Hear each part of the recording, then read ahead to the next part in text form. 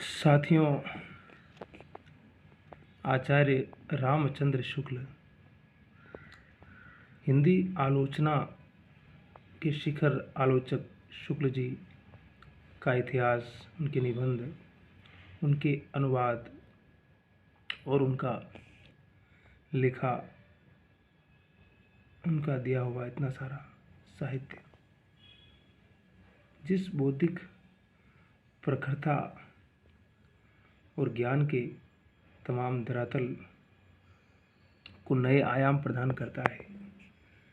आचार्य रामचंद्र शुक्ल को समझते हुए ही हम हिंदी साहित्य की भाग्य यात्रा को पूरा समझ सकते हैं, तय कर सकते हैं, उसके बारे में बिंदुओं को खबर ले सकते हैं। तो सब हमारे लिए कितना ज़रूरी है। आचार्य रामचंद्र शुक्ल के निबंध चिंतामणि में संकलित है।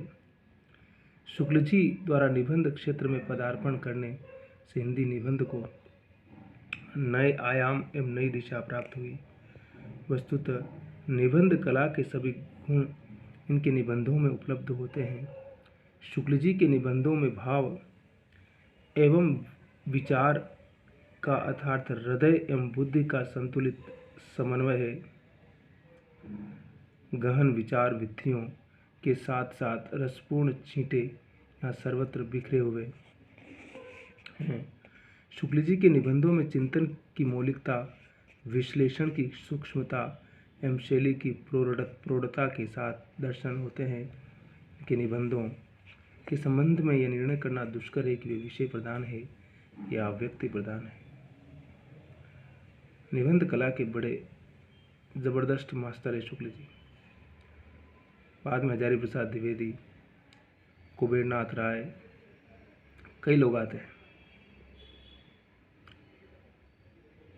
नंदुलारे वाजपेयी, नामवरसी, मैनेजर पांडे,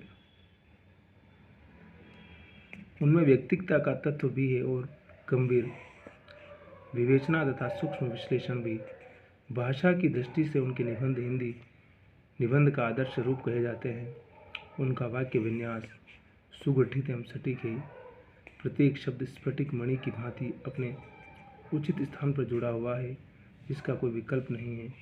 शुक्ल जी ने विषय के अनुरूप विविध शैलियों का प्रयोग अपने निबंधों में किया है।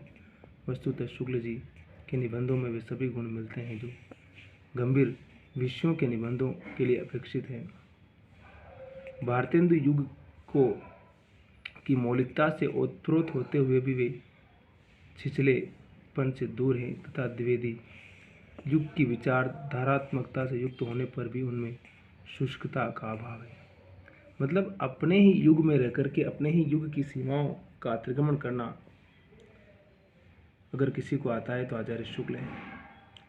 आचार्य शुक्ल कहते हैं कि अतीत की उस जड़ता से निकल करके आधुनिक जीवन प्रवाह की उस गति में अपने विचार, अपना साहित्य, अपनी सृजनात्मकता सबको लगा देते हैं और वे बार बार उस समाज की प्रगति,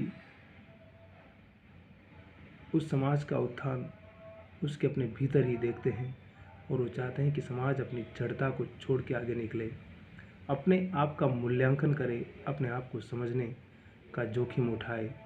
इसलिए आचार्य शुक्ल को समझे बगैर हम न तो हिंदी साहित्य को समझ सकते हैं, न हिंदी इतिहास को समझ सकते हैं, न हिंदी आलोचना को समझ सकते हैं, न निबंध को समझ सकते हैं, न आधुनिक साहित्य, मध्यकालीन साहित्य और आदिकालीन साहित्य की संपूर्ण बनावट और बनावट को समझ सकते हैं।